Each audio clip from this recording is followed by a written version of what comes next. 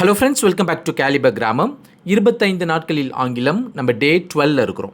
நம்ம சாதாரணமாக 100 சென்டென்சஸ் இங்கிலீஷில் பேசணும் அப்படின்னா அதில் கிட்டத்தட்ட 8 to 9 சென்டென்சஸ் சிம்பிள் ஃபியூச்சர் டென்ஸில் தான் இருக்கும். அதாவது வில் யூஸ் பண்ணுவோம். இந்த வில்ன்ற ஒரு மாடல் வேர்புக்கு இத்தனை யூசஸ் இருக்கா அப்படின்னு வியந்து போகிற அளவுக்கு அதை நம்ம பல்வேறு சூழல்களில் பயன்படுத்தலாம். இந்த லெசனில் நம்மளுடைய டாஸ்க் என்னது அப்படின்னா வில்லை எங்கெல்லாம் பயன்படுத்தலாம்ன்றத சந்தேகத்துக்கு இடமில்லாமல் கற்றுக்கிறது தான். வில்லுடைய முக்கியமான 13 யூசஸ் என்னன்றதை எக்ஸாம்பிள் சென்டென்சஸோடு பார்க்க போகிறோம். பட் இந்த லெசனுக்குள்ளே போகிறதுக்கு முன்னாடி இது வரைக்கும் நம்ம சேனலுக்கு நீங்கள் சப்ஸ்கிரைப் பண்ணலைன்னா சப்ஸ்கிரைப் பண்ணிக்கிங்க. அப்படியே பக்கத்தில் இருக்கிற பெல் ஐக்கானையும் கிளிக் பண்ணி அதில் ஆல்ன்ற ஆப்ஷன் கொடுங்க. அப்போ தான் நான் போகிற அடுத்தடுத்த வீடியோஸ்லாம் உங்களுக்கு வரும். இப்போ வாங்க இந்த லெசனுக்குள்ளே போகலாம். வில் அப்படின்றது ஒரு மாடல் வேர்ப். அது நம்ம ஃபியூச்சர் டென்சஸில் நம்ம பயன்படுத்துகிறோம். இந்த வில்லுக்கு பக்கத்தில் எப்பயுமே V1 அதாவது base form of the verb தான் நம்ம போடணும். அதாவது present form of the verb தான் நம்ம பயன்படுத்தணும். இப்போ எடுத்துக்காட்டுக்கு ஷி வில் கம் அப்படின்னா அவள் வருவாள். இங்கே பாருங்கள், வில் அப்படின்ற ஒரு மாடல் வேர்புக்கு பக்கத்தில் கம் அப்படின்ற ஒரு base form of the verb தான் வந்திருக்கு. Present form of the verb தான் வந்திருக்கு. இந்த வில்லுடைய நெகட்டிவ் ஃபார்ம் என்னது அப்படின்னு பார்த்தீங்கன்னா அந்த வில்லுக்கு பக்கத்தில் ஒரு நாட் போடணும், அவ்வளோதான். அப்படின்னா வில் நாட்டு தான் வில்லுடைய நெகட்டிவ் ஃபார்ம். இந்த வில் நாட்டுடைய கன்ட்ராக்ஷன் அதாவது சுருக்கம் என்னது அப்படின்னா won't. இப்போ எடுத்துக்காட்டுக்கு அவள் வரமாட்டாள் அப்படின்றத she will not come அப்படின்னு சொல்லலாம். இந்த வில் நாட்டை சுருக்கி நம்ம she won't come அப்படின்னு சொல்லலாம். சிம்பிள் ஃபியூச்சர் டென்ஸில் சென்டென்ஸ் ஸ்ட்ரக்சரை பாருங்கள். நீ போவாய் அப்படின்றத you will go அப்படின்னு சொல்லலாம். நீ போவாயா அப்படின்னு எப்படி கேட்குறது? will you go அப்படின்னு கேட்கலாம். நீ போக மாட்டாய் அப்படின்றத you won't go அப்படின்னு சொல்லலாம். நீ போக மாட்டாயா அப்படின்னு கேட்குறத won't you go அப்படின்னு கேட்கலாம். நீ எப்போது போவாய் அப்படின்றத when will you go அப்படின்னு கேட்கலாம். அடுத்ததாக வில் எங்கெல்லாம் பயன்படுத்தலாம் அப்படின்னு பார்க்கலாம். அதாவது சிம்பிள் ஃபியூச்சர் டென்ஸினுடைய 13 யூசஸ் என்னென்ன அப்படின்றத பார்க்கலாம். ஸோ முதல்ல பார்த்தீங்கன்னா ஃபியூச்சர் ஈவெண்ட்ஸ், அதாவது எதிர்காலத்தில் நடக்கிற நிகழ்வுகள் பற்றி பேசுகிறதுக்கு நம்ம சிம்பிள் ஃபியூச்சர் டென்ஸ் பயன்படுத்தலாம், வில் பயன்படுத்தலாம். இப்போ எடுத்துக்காட்டுக்கு அவள் நாளை வருவாள் அப்படின்றத she will come tomorrow அப்படின்னு சொல்லலாம். அதாவது அவள் நாளை வருவாள், எதிர்காலத்தில் அவள் வருவாள் அப்படின்னு அர்த்தம். நான் மீட்டிங்க்கு தாமதமாக வருவேன் அப்படின்றத I will be late to the meeting அப்படின்னு சொல்லலாம். நாளைக்குள் என் வேலையை முடித்து விடுவேன் அப்படின்றத I will finish my work by tomorrow அப்படின்னு சொல்லலாம். நம்பர் 2, ஃபியூச்சர் சர்டன்டி அப்படின்னு சொல்லுவோம். அதாவது ஃப்யூச்சரில் வருங்காலத்தில் ஒரு நிகழ்வு கட்டாயம் நடக்கும் அப்படின்னா அதை பற்றி பேசுகிறதுக்கு நம்ம வில் பயன்படுத்தலாம். அதே போல் பிளான்ட் ஈவெண்ட்ஸ், வருங்காலத்தில் அதாவது எதிர்காலத்தில் ஒரு நிகழ்வை நம்ம பிளான் பண்ணி வச்சுருக்கிறோம், முன்கூட்டியே திட்டமிட்டு வச்சுருக்கிறோம் அப்படின்னா அதை பற்றி பேசுகிறதுக்கும் நம்ம வில் பயன்படுத்தலாம். இப்போ எடுத்துக்காட்டுக்கு உன் செடி தண்ணீர் இல்லாமல் வாடிவிடும். ஓகே, இது ஃபியூச்சர் சர்டன்டி. கண்டிப்பாக தண்ணி ஊற்றலைன்னா செடி ஃப்யூச்சரில் செத்து போயிடும் இல்லையா? கண்டிப்பாக அது நமக்கு தெரியும், நிச்சயம் தெரியும். அப்போ உன்னுடைய செடி தண்ணீர் இல்லாமல் வாடிவிடும் அப்படின்றத your plant will die without water அப்படின்னு சொல்லலாம். நிகழ்ச்சி இன்று பிற்பகல் 3 மணிக்கு ஒளிபரப்பாகும், அதாவது plant event. The program will be telecasted at 3 p.m. today அப்படின்னு சொல்லலாம். மூன்றாவதாம் ரிக்வெஸ்ட் பண்ணுறதுக்கு நம்ம வில் பயன்படுத்தலாம். இப்போ எடுத்துக்காட்டுக்கு தயவு செய்து நீ எனக்கு உதவி செய்வாயா அப்படின்னு கேட்குறது will you help me please அப்படின்னு கேட்கலாம். இது ஒரு ரிக்வெஸ்ட். தயவு செய்து இந்த மேசையை நகர்த்த எனக்கு உதவி செய்வாயா அப்படின்றது will you help me move this table please அப்படின்னு கேட்கலாம். Number 4, present habits. அதாவது ப்ரெசண்ட்டில் நிகழ்காலத்தில் நமக்கு இருக்கிற ஹேபிட்டை பற்றி பேசுகிறதுக்கு நம்ம இன்ஃபார்மலாக சிம்பிள் ஃபியூச்சர் டென்ஸ் பயன்படுத்தலாம், வில் பயன்படுத்தி சொல்லலாம். எதுக்கு இன்ஃபார்மலாக அப்படின்னு சொல்கிறேன்னா ஃபார்மலாக நம்மளுடைய ஹேபிட்ஸை பற்றி வெளிப்படுத்துறதுக்கு சிம்பிள் ப்ரெசன்ட் டென்ஸ் தான் நம்ம பயன்படுத்துவோம். ஆனால் இன்ஃபார்மலாக பயன்படுத்துறதுக்கு நம்ம சிம்பிள் ஃபியூச்சர் டென்ஸ் பயன்படுத்தலாம். ஈவன் தமிழில் கூட பாருங்கள், நம்ம எப்படி சொல்லுவோம், நான் காலையில் வழக்கமாக 6 மணிக்கு எழுந்திருப்பேன். ஸோ எழுந்திருக்கிறேன் அப்படின்னு சொல்ல மாட்டோம். இது ப்ரெசன்ட் ஹேபிட்டு தான். பட் இருந்தாலும் ஃப்யூச்சரில் சொல்கிற பாருங்கள், நான் வழக்கமாக காலையில் 6 மணிக்கு எழுந்திருப்பேன், 6:30 டீ சாப்பிட்டுட்டு 6:30 படிக்க உட்காருவேன், 7:30 வரைக்கும் படிப்பேன், அப்புறம் 7:30 குளிச்சுட்டு 8 மணிக்கு சாப்பிடுவேன், 8:30 காலேஜுக்கு கிளம்பி போவேன். இங்கே பாருங்கள், இது எல்லாமே ப்ரெசன்ட் ஹேபிட்ஸ் தான். பட் இருந்தாலும் சொல்லும் போது அது ஃப்யூச்சர் டென்ஸில் தான் நம்ம சொல்கிறோம் இன்ஃபார்மலாக. அதே போல் தான் இங்கிலீஷ்லேயும் பார்த்திங்கன்னா நம்மளுடைய ப்ரெசன்ட் ஹேபிட்ஸை இன்ஃபார்மலாக எக்ஸ்ப்ரெஸ் பண்ணுறதுக்கு நம்ம சிம்பிள் ஃப்யூச்சர் டென்ஸ் பயன்படுத்தலாம். இப்போ எடுத்துக்காட்டுக்கு, நான் தினமும் காலை 6 மணிக்கு எழுந்திருப்பேன் அப்படின்றத I will get up at 6 o'clock every day. I will get up at 6 o'clock every day அப்படின்னு சொல்லலாம். தினமும் காலையில் அவள் தன் நாயை வாக்கிங் கூட்டி கொண்டு போவாள் அப்படின்றத every morning she will walk her dog. Every morning she will walk her dog அப்படின்னு சொல்லலாம்.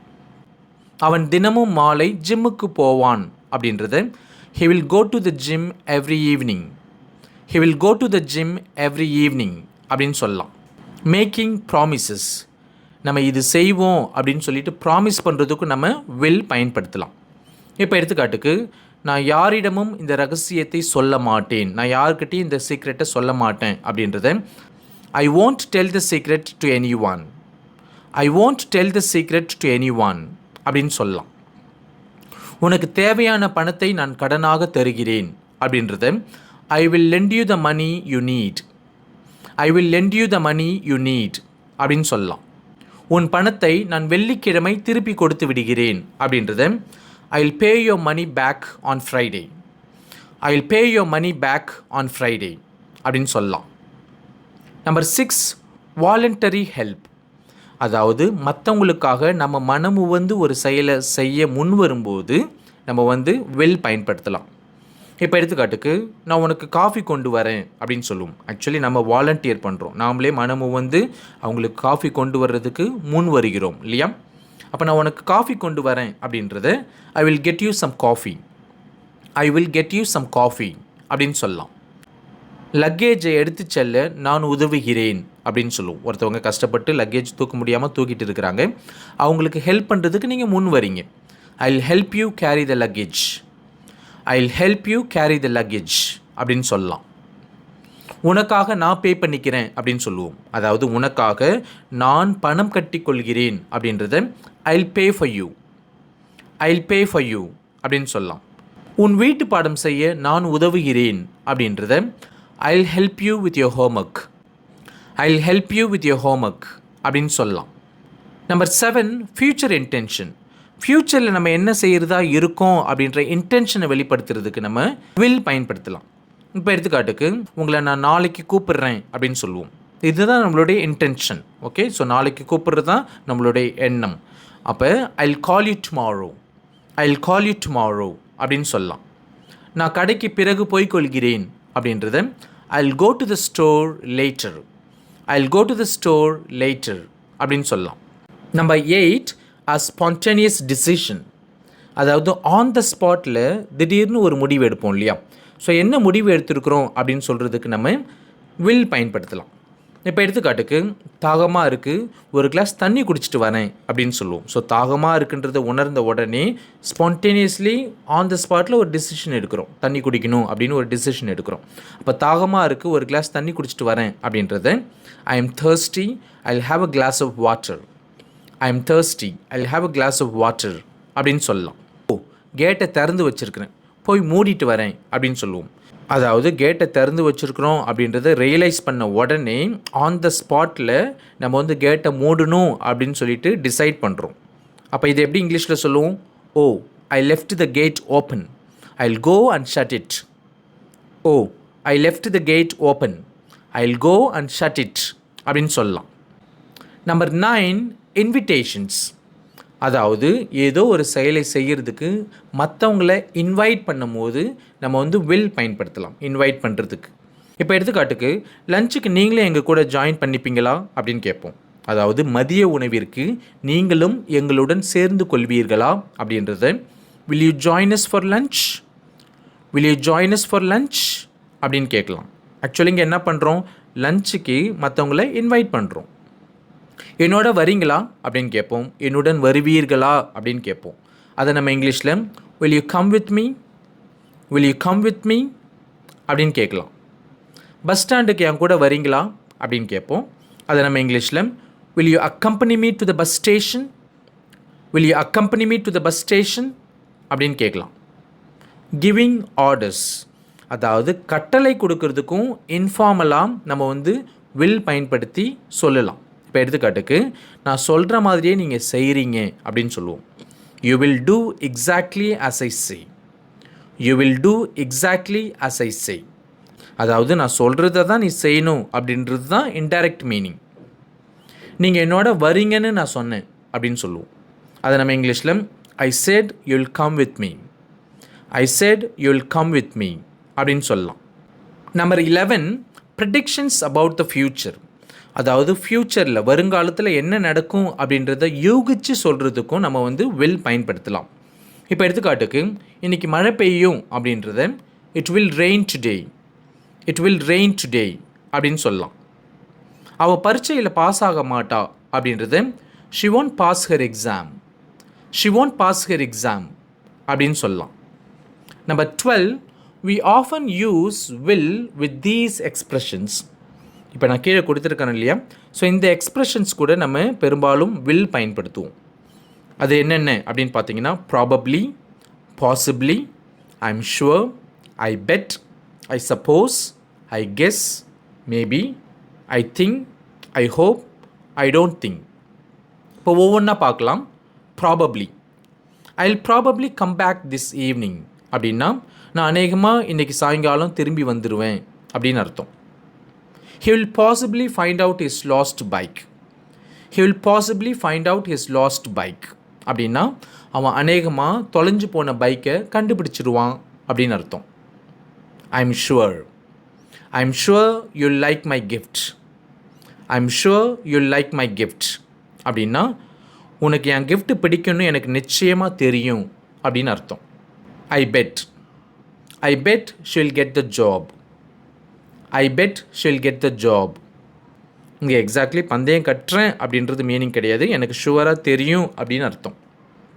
ஐ suppose, I suppose will see him at the function, I suppose will see him at the function அப்படின்னா விழாவில் அவனை பார்ப்போம் என்று நம்புகிறேன் அப்படின்னு அர்த்தம்.